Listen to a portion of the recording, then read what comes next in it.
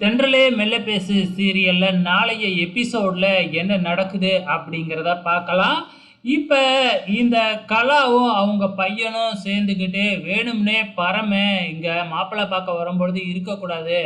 இருந்தா உன்னைய அம்மாவுன்னும் என்னைய தம்பின்னு கூப்பிட்டு நம்மள அசிங்கப்படுத்துவான். அதனால ஏதாச்சும் ஒரு வேலைய சொல்லி அனுப்பி விட்டுருங்க அப்படின்னு சொன்னதுனால, கலாவும் பரமன வட்டி வசூல் பண்றதுக்காக அனுப்பி வச்சர்றாங்க. ஸோ இவங்களோட திட்டத்த நம்ம இளமதி தெரிஞ்சு வச்சுக்கிறாங்க. ஸோ வேணும்னே தான் பரமன வெளியில அனுப்புறாங்க அப்படின்னு சொல்லிட்டு, இங்க நம்ம மினிஸ்டர் வீட்ல இருந்து மாப்பிள்ளைய பார்க்கறதுக்காக வந்துர்றாங்க.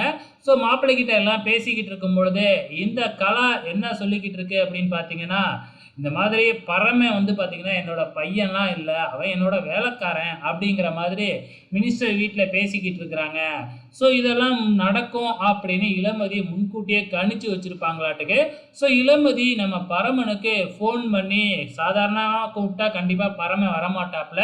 என்ன சொல்லலாம் பரமா திடீர்னு உடனே வருவான் அப்படின்னு முடிவு பண்ணி, இந்த மாதிரி கலாமா மயக்கம் போட்டு விழுந்துட்டாங்க அப்படின்னு சொன்ன உடனே பரமன் பதறி அடிச்சுக்கிட்டு வீட்டுக்கு வந்து பார்த்தா, இந்த பக்கம் கலா இருந்துக்கிட்டு எனக்கு இருக்கிறது ஒரே ஒரு பையன் தான்.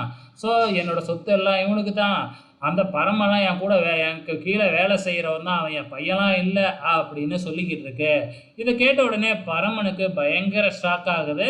ஸோ பரமன இந்த கலா வந்தது கூட பார்க்காம இப்படியே பேசிக்கிட்டு இருக்கு. இப்ப பரமனும் வந்து இது எல்லாத்தையும் கேட்டுட்டாப்ல. இதுக்கப்புறம் கலா என்ன மாத்தி பேச போகுதுன்னு தான் தெரியல. பொறுத்திருந்து பார்க்கலாம்.